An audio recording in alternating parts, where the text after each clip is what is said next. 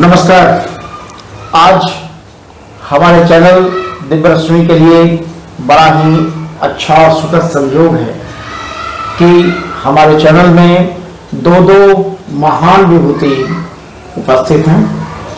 हमारी बाईं ओर हैं डॉक्टर राकेश आर्या जी, जो उगता भारत के संपादक और इतिहास पुनर्लेखन समिति के अध्यक्ष हैं, और हमारी दाहिनी ओर संत श्री ओमानंद जी उपस्थित हैं। आज चर्चा करते हैं वर्तमान स्थिति में, देश की स्थिति क्या है वर्तमान समय में, और भारत को अभी खतरा किससे है, इन सब चीजों पे चर्चा करते हैं। सबसे पहले स्वागत है आपका डॉक्टर साहब हमारे चैनल में दिव्य रश्मि में। आपने इतिहास पुनर्लेखन का जो बीड़ा उठाया है, क्या मकसद था इसका और क्यों ऐसा करना पड़ रहा है? देखिए, मैं अपना सौभाग्य समझता हूँ, क्योंकि दिव्य रश्मि परिवार से मैं बहुत अंतरंगता के साथ जुड़ा हुआ अनुभव करता हूँ। तो इस कार्यालय में उपस्थित होना, मैं समझता हूँ कि अपने घर में उपस्थित होने जैसा आनंद देने वाला है। जहाँ तक आपके प्रश्न की बात है कि इतिहास के लेखन की बात आपने क्यों सोची, तो देखिए, भारत के इतिहास के साथ इतनी बड़ी गद्दारी की गई है कि उसकी कल्पना नहीं की जा सकती। और इस कल्पना को साकार रूप देने में देश के पहले प्रधानमंत्री पंडित जवाहरलाल नेहरू का विशेष योगदान रहा, कांग्रेस पार्टी का विशेष योगदान रहा, जिसने आज तक 5 जो देश के शिक्षा मंत्री हैं, वो 5 के 5 जो हैं मुस्लिम दिए। अन्य भी रहे, लेकिन उन्होंने जो इसका बेड़ा गर्क किया, और उसमें जो हमारा हिंदुवादी स्वरूप था, जो राष्ट्रवादी चिंतन था, जो हमारे महापुरुषों का योगदान था, जिसको हमारी पीढ़ी समझती, पढ़ती, लिखती, उनके बारे में जानती, तो मैंने देखा मिश्रा जी कि वो सारा कुछ बहुत हमसे दूर हो गया है। इसलिए नई पीढ़ी को से जोड़ने के लिए ये आवश्यकता अनुभव की गई। ये इतिहास के साथ जो छेड़छाड़ किया गया, क्या इसके पीछे का एक मकसद ऐसा तो नहीं था कि हिंदुओं को कमजोर बनाने की, हिंदुओं को नपुंसक दिखाने की प्रवृत्ति इन लोगों ने विकसित किया? जैसे हमारा पहला स्वतंत्रता संग्राम 611 में प्रारंभ हुआ और इन दुष्टों ने 1947 को बता दिया, 1857 को भी छुपा दिया। अगर सावरकर जी नहीं होते तो शायद हम लोग 1857 को भी नहीं जान पाते हैं। तो क्या इस पे आपका है? जी, आपने बिल्कुल ठीक कहा, मैं आपसे पूर्णतः सहमत हूँ। देश के इतिहास के साथ यही तो सबसे बड़ी गद्दारी हुई है। और इसमें जो कम्युनिस्ट है, जो मुस्लिम है, जो ईसाई है, जो भी विदेशी हैं, जो भी भारत द्वेषी संगठन हैं, राजनीतिक दल हैं, उन सभी का इसमें योगदान है। कांग्रेस का तो जन्म ही भारत द्वेष के लिए हुआ था, भारत से घृणा करने के लिए हुआ था, भारत और भारतीयता को समाप्त करने के लिए हुआ था। तो जिसका छठी का पूजन ही इस दृष्टिकोण से हुआ हो, उस राजनीतिक दल से आप ये अपेक्षा नहीं कर सकते कि वो आपको किसी तरीके से कहीं ना कहीं सहयोग करेगी या हिंदूवादी विचारधारा को ऊपर लाएगी। 100% मैं आपसे सहमत हूँ कि आपके पूर्वजों को कमजोर, कायर, और मैं तो कहता हूँ कि कुछ भी ना दिखाने, कमजोर कायर में तो कहीं ना कहीं दिखता तो है आदमी। इतिहास के ऐसे अनेक स्थल हैं जिनसे हमको ये पता चलता है कि हमारा इतिहास मिटा दिया गया, विलुप्तीकरण कर दिया गया। मैं ये विद्रूपीकरण नहीं, विद्रूपीकरण में तो कहीं ना कहीं जो है ये लगता है कि चलो राकेश दत्त की जगह जो राकेश कुमार आर्य लिख दिया होगा, लेकिन वहां तो राकेश दत्त भी मिट गया, राकेश आर्य भी मिट गया। मेरा कहने का मतलब ये है पूरा का पूरा इतिहास खत्म कर दिया गया। तो ये एक योजनाबद्ध तरीके से हुआ, और योजनाबद्ध तरीके से काम करते हुए उन्होंने देश का पहला जो शिक्षा मंत्री बनाया, मौलाना अबुल कलाम आजाद को बनाया। उनसे आप कैसे उम्मीद कर सकते हैं कि वो आपके मौलाना को मान कहेंगे, या वो आपके जो सिंध के बारे में जिनको आप 600, 711, 12 की बात आप कर रहे हैं, उनके इतिहास को ऊपर लेकर के आ जाएंगे? बिल्कुल नहीं लाएंगे। उसने वो सारा इतिहास पहले दिन से मिटाना आरंभ कर दिया। और दूसरी बात, मैं तो इसमें यह भी देखता हूं कि 1947 से उन लोगों का मन नहीं भरा था। देश को तोड़ करके जो वो एक देश ले गए थे, उससे उनका मन नहीं भरा था। उन्हें दूसरा भी पाकिस्तान चाहिए था, और उसके लिए 1947 से ही तैयारी कर दी थी कि इसकी जितनी जल्दी स्थिति खराब की जा सके तोड़ने की तैयारी करो। तो वो भी इसके पीछे मैं तो इसका एक उद्देश्य मानता हूं, इतिहास का विलुप्तीकरण करना। भारत में धर्म को इन नेताओं ने समाप्त करने की जो साजिश रची, उसके पीछे का क्या मकसद रहा है? धर्म को समाप्ति की जो बात है वो मूल रूप से ये कहा जा सकता है कि सांप्रदायिकता को विशेष रूप से प्रतिष्ठित किया गया, उसको उजागर किया गया, मात्र किस लिए? एक वोट परस्ती के लिए। राष्ट्र के अंदर 77 वर्षों में जनहित कारक कोई मुद्दा कोई भी पार्टी लेकर के नहीं आई। क्या जिससे आपको लगता नहीं कि जहां जहां हिंदू घटे हैं वहां वहां विधर्मी शत्रु राष्ट्र का निर्माण हुआ? हाँ, ये तो निश्चित लगता है कि जहाँ हिंदू घटे विधर्मी लोग आए, इसमें कोई संदेह की बात नहीं है। लेकिन फिर भी हम ये कहना चाहेंगे कि ये कार्य सत्ता पक्ष का है, अनुशासन देना। अगर सत्ता अनुशासन नहीं दे रही है, क्योंकि मार्गदर्शन करना सत्ताधारियों का काम है, और सत्ता पक्ष के लोग ही अगर इसमें संप्रदायवाद फैलाएं तो फिर तो निश्चित बात है कि राष्ट्र का कोई कल्याण होने की संभावना नहीं है। क्योंकि किसी भी राष्ट्र की अगर नींव देखी जाए तो विश्वास पर पनपती है, और जब नागरिकों में विश्वास की भावना जन्म लेने लगती है तो राष्ट्र की संस्कृति भी और राष्ट्र की सीमाएं भी दोनों ही जना प्रभावित होती हैं। ये अक्सर नेताओं के द्वारा सुनने में आता है, राष्ट्र सर्वोपरि होता है। लेकिन क्या आपको लगता नहीं कि जहाँ जहाँ हिंदू कम्युनिटी का कम होता चला गया, वहाँ से आपका राष्ट्र की परिसीमा भी घटती चली गई, और फिर भी नेता लोग इस चीज़ को सोच नहीं पाए, समझ नहीं पाए? क्या है इस पे आपका क्या? मैं आपके इस प्रश्न का हृदय से पहले अभिनंदन करता हूं, आपकी सोच का। देखिए, सावरकर जी ने एक बात कही थी कि धर्मांतरण से मर्मांतरण होता है और मर्मांतरण से राष्ट्रांतरण होता है। जहां धर्म परिवर्तन हो जाता है, धर्म से लोग विमुख हो जाते हैं या वंचित कर दिए जाते हैं, वहां पर मर्म परिवर्तन हो जाता है, हृदय परिवर्तन हो जाता है।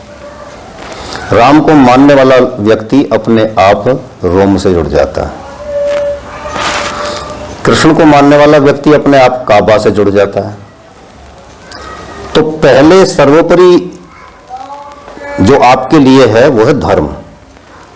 धर्म की वो सूक्ष्म मान्यताएं जिसको हम सनातन कहते हैं, जो कभी पुरातन होकर के भी नूतन रहता है, पुराना होता ही नहीं है, सदैव उसकी मान्यताएं नवीन बनी रहती हैं। वह जो नवीन मान्यताओं को लिए हुए शाश्वत मान्यताओं को, सनातन मान्यताओं को लेकर के चलता है, उसमें कहीं पर भी कोई भी ऐसा बाल भर भी नुक्स आप नहीं निकाल सकते, उसमें ये कमी है। लेकिन उसको ही समाप्त करने का हथौड़ा हमारे देश पर बजाया जाने लगा, और उसका परिणाम ये हुआ कि अनेक देश जितने आज हैं, हम और आप जिस परंपरा को मानते हैं, हम तो जम्बूद्वीप के उपासक हैं, और जम्बूद्वीप के उपासकों को संपूर्ण यूरोप और एशिया कभी हमारे एक राजा विक्रमादित्य के अधीन हुआ करता था। तो उसमें जरा देखिए, धर्म को सिकुड़ते सिकुड़ते, उसको संकीर्ण करते करते, सिमटते सिमटते वह कहाँ तक ला दिया गया? आज की तंग भारत की दीवारों के भीतर। तो पहले धर्म, उसके बाद राष्ट्र। राष्ट्र में जब मजहब के नाम पर लोग नया कोई वितंडा खड़ा कर लेते हैं तो राष्ट्र टूटता है, विखंडन होता है। इसलिए धर्म यदि हमारा एक होगा, एक देश होगा, एक धर्म होगा, एक भाषा होगी, एक भूषा होगी, तो ये राष्ट्र मजबूत होगा। इसलिए सनातन को बचाना, सनातन के मूल्यों के प्रति समर्पित रहना और सनातन को ही विश्व संस्कृति का आधार बनाना, ये हम सबका सामूहिक लक्ष्य होना चाहिए। ये लोग आज के जो नेता हैं और धर्म से विमुख होते जा रहे हैं, लेकिन एक समय था भगवान श्री कृष्ण ने धर्म को स्थापित करने के लिए महाभारत का युद्ध किया था। तो इसमें आपकी क्या नजरिया है वर्तमान परिवेश में? जहाँ तक योगेश्वर श्री कृष्ण का प्रश्न है, उन्होंने उस प्राचीन वैदिक परंपरा को जानते हुए, क्योंकि राष्ट्र निर्माण का जो कार्य है वो वर्ण व्यवस्था से होता है और वर्ण व्यवस्था को स्थापित करने के लिए ही ये युद्ध भी रहा और परिणाम रूप में कहने को वो एक पारिवारिक युद्ध रहा। ये भी एक बड़ी भूल की बात रही, लेकिन परिवार के इस विखंडन पर, महाभारत पर अगर अगले दृष्टि देखी जाए तो वहां पर निर्माण कार्य नहीं हुआ, क्योंकि कृष्ण का भी एक मत था कि युद्ध किसी भी समस्या का हल नहीं है, लेकिन इसके उपरांत जो घटनाएं होंगी जिसमें उन्होंने कहा कि वर्ण संकरता आ जाएगी, वो आई और उसके प्रति जो है ना आने वाले जो शासक लोग थे उन्होंने कोई ध्यान नहीं दिया। यही कार्य हमारी इस वर्तमान की आजादी के बाद भी रहा कि निर्माण पर जो है ना ध्यान ना दे करके वोट पर ध्यान हुआ और वोट पर ध्यान करते हुए अंग्रेजों की वही कूटनीति हमारे लोगों ने अपना ली, जिसमें जातिवाद, संप्रदायवाद, क्षेत्रवाद, भाषावाद, आरक्षणवाद, अल्पसंख्यकवाद और अब तो गिरते गिरते चरित्रहीनता पर आ गई है। तो ऐसे में शिक्षा और चरित्र ही अगर देश का चला गया, जैसा कि आप और हम सब जानते हैं 1835 में गुरुकुल व्यवस्था को नष्ट करके को एजुकेशन को चालू किया गया, 1860 में न्याय व्यवस्था को समाप्त कर दिया गया। इससे राष्ट्र के परस्पर के विश्वास की बड़ी हानि हुई और आज अगर मूल रूप से देखा जाए तो न्याय व्यवस्था में भी 60 करोड़ लोग जो है चिंतित हैं। एक तरफ भगवान श्री कृष्ण ने गीता में कहा था चतुर्वर्ण्याम मया सृष्टम गुण कर्म विभागश, और आज 4 वर्णों को 44,444 जातियों में विभक्त कर दिया गया। तो क्या ये देश के लिए और समाज के लिए उचित है? ये तो मैंने पहले ही कहा कि आज के राजनेताओं का जो धर्म है वो वोटवाद हो गया है और वो वोटवाद में कूटनीति, वही अंग्रेजों की डिवाइड एंड रूल की नीति को जो है ना हम लोग जो है ना देख नहीं पा रहे हैं। हमें आज मात्र इतना ही ध्यान है कि हम जो है ना कितना पैसा कमा पाए, इससे हम संतुष्ट होना चाहते हैं, लेकिन ये प्रजा की विडंबना है, क्योंकि आज किसी भी समय में किसी भी स्तर पर आर्थिक रूप से कोई भी व्यक्ति कभी संतुष्ट नहीं हो सकता। हाँ, अगर उनको राष्ट्रीय स्तर पर सुरक्षा, शिक्षा, चिकित्सा, रोजगार की प्रबंध उचित है और अनुशासन में रखा गया है प्रजा को, तो वो राष्ट्र जो है ना निश्चित जो है ना सफलता को प्राप्त करेगा, उन्नति को प्राप्त करेगा। लेकिन आज की परिस्थिति में शिक्षा, चिकित्सा, सुरक्षा और आपका जो है ना रोजगार, क्योंकि देश की किसी भी उन्नति में 3 चीज का बड़ा सहयोग है। पहली बात है कृषि, दूसरी बात है पशुपालन, तीसरी बात है उद्योग धंधे। और आज के इस परिप्रेक्ष्य में वर्तमान में अगर हम कुछ देख रहे हैं तो न तो पशुपालन की स्थिति कोई सुरक्षित रह पाई है, कृषि हाइब्रिड के कारण नष्ट होती जा रही है, क्योंकि कृषि में जो हाइब्रिड का एक प्रश्न दिया गया, देखिए बीज वही बना सकता है जो होशियार हो। परमपिता परमात्मा ने सभी वस्तुओं के बीज हमें प्रथम से ही दिए थे। अब सवाल आता है उसकी जो है ना उन्नति करने का। उन्नति वो करे जो उससे भी ज्यादा बुद्धिमान हो। क्या कोई व्यक्ति ऐसा है जो इस बीज की उन्नति कर सकता है? कदापि नहीं। हमारे पहले जो बीज थे वो कर्म दर कर्म उसकी व्यवस्थाओं को जरा सुधारते हुए अच्छे बीज उसी में से निकल आते थे। लेकिन आज हमारा किसान समाप्त। पशुपालन में हम अब से 11 साल पहले किसी स्थिति में थे, मांस निर्यात में 3रे स्थान पर थे। आज हम गौ रक्षा की बात करते हैं, लेकिन हम प्रथम स्थान पर आ चुके हैं। 70,000 पशु प्रतिदिन कटते हैं इस देश के अंदर। तीसरी बात, उद्योग धंधे।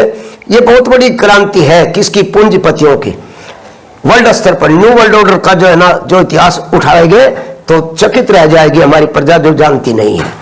उसमें जो है ना, उन्होंने निश्चित किया हुआ है कि जो है ना भाई हमें किस प्रकार से इस राष्ट्र को, इन्हीं इस दुनिया को अपने कंट्रोल में लेना है। रॉथशील्ड, रॉकफेल्ड और बिल गेट्स और आपका एलन मस्क जैसे लोग आज दुनिया पर शासन करना चाहते हैं।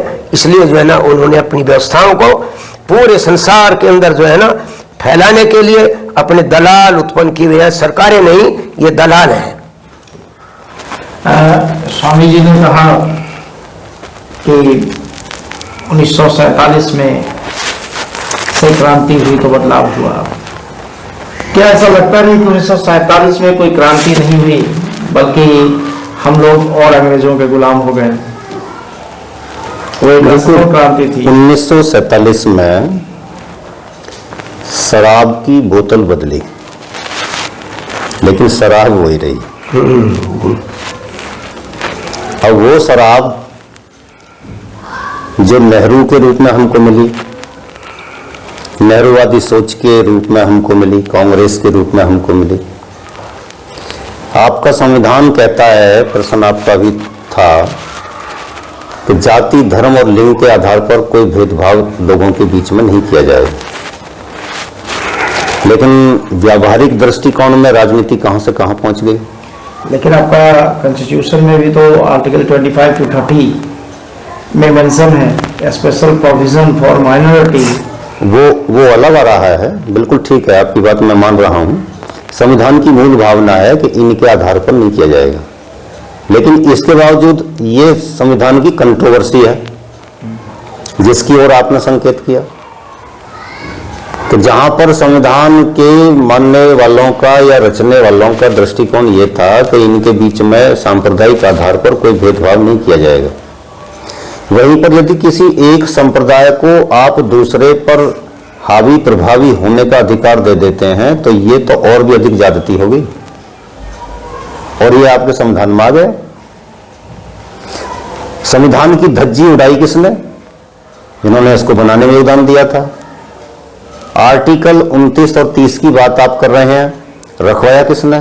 नेहरू ने रखवाया, जिद करके रखवाया। 35 से किसने रखवा दिया? आप की पार्लियामेंट ने कोई उस पर सपोर्ट, मतलब उस पर मोहर नहीं लगाई, पूछा नहीं गया उससे। आपकी संविधान सभा ने मोहर नहीं लगाई। देश के एक प्रधानमंत्री ने उसको डलवाना चाहा और वो ऐसे ही जो है अब डल गया। ये क्या था? संविधान की हत्या थी।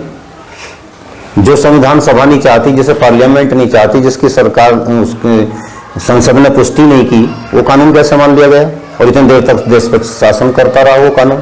तो उसी प्रकार से तो आपका ये 42वां संशोधन भी है। 42वां संशोधन भी है, वो भी उस समय सभी लोग जितने भी विपक्ष थे वो तो हाँ जी जेल में पड़ा हुआ था। और ये पास कैसे हो गया? तो वो भी जो हुआ वो भी असंवैधानिक ही कहा जाएगा, क्योंकि उसमें भी संविधान की मूल भावना के साथ, मूल आत्मा के साथ में खिलवाड़ किया गया। और एक प्रधानमंत्री ने जो उस समय तानाशाह बन चुकी थी, उसने अपनी मोनोपोली चलाते हुए, तानाशाही दृष्टिकोण दिखाते हुए जबरदस्ती इतना बड़ा संवैधानिक संशोधन कर दिया। और उस संवैधानिक संशोधन को आज तक भी, मैं कह रहा हूं, आज तक भी संविधान से जो संसद से पारित नहीं कराया गया, तो वो लीगल था या इलीगल था। ये वर्तमान सरकार को आप कैसा मानते हैं? क्या ये सरकार हिंदू हित के लायक है?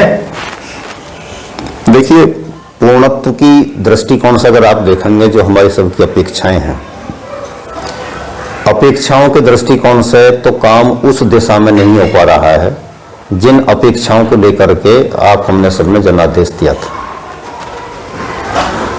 कुछ चीजें हैं जो अब तक 10 वर्ष के काल में हो जानी चाहिए थी।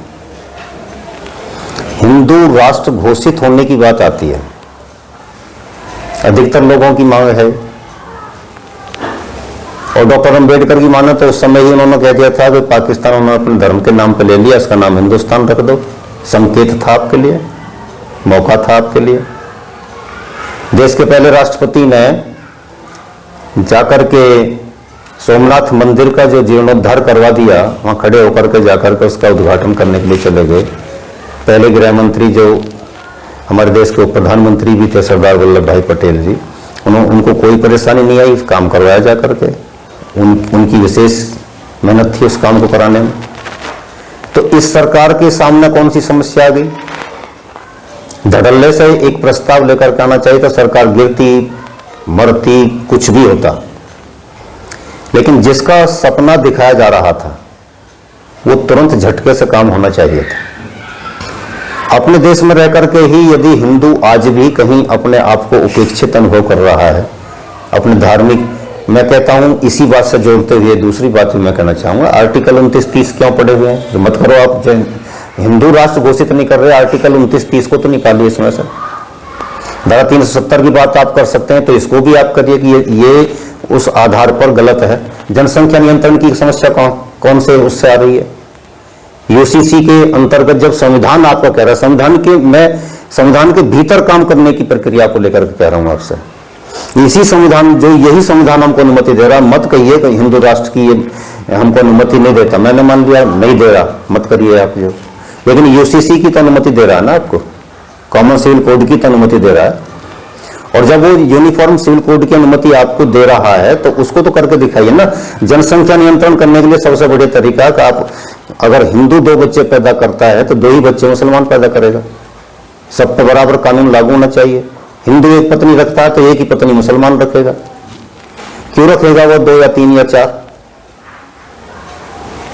क्यों शरिया के कानून कहीं लागू होंगे? जब आपका संविधान कहता है कि प्रत्येक नागरिक को समान अधिकार, मौलिक अधिकार प्राप्त होंगे, तो सबको समान होने चाहिए। तो इसमें इतनी देर लगा देना, 11 वर्ष अब लगभग हो गए हैं, और 11 वर्ष तक हम जो है इस बात के लिए इंतजार करते रहे। ये झटके से होने चाहिए थे काम, इसमें 2 राय नहीं है। कहीं कहीं जनादेश की भी आवश्यकता पड़ती है, कहीं कहीं बहुमत की भी आवश्यकता पड़ती है, कहीं कहीं पार्लियामेंट में 2/3 मेजॉरिटी की भी आवश्यकता पड़ती है, लेकिन ये तो चीज ऐसी हैं जिन पर ऐसी कोई आवश्यकता नहीं थी। और यदि बीजेपी के बारे में सोचा जाए तो क्योंकि कॉमन सिविल कोड को प्रत्येक हिंदू चाहता है और बहुत अधिक संख्या में मैं कहूँगा मुसलमान भी चाहता है, जब वो चाहता है तो इसको करना चाहिए था, यहाँ पर चूक हुई है। जी, बहुत बहुत आभार आपका, आपने अपना कीमती समय दिया। आप लोग दोनों को बहुत बहुत सारा आपका धन्यवाद जी। धन्यवाद। आपने जो है ना ये राष्ट्र हित में जो बातें रखी हैं वो आप उसके लिए प्रजा को जागरूक करने का एक विशेष कार्य कर रहे हैं, इसलिए हम आपका धन्यवाद करते हैं कि आप इन विचारों को आगे बढ़ा रहे हैं।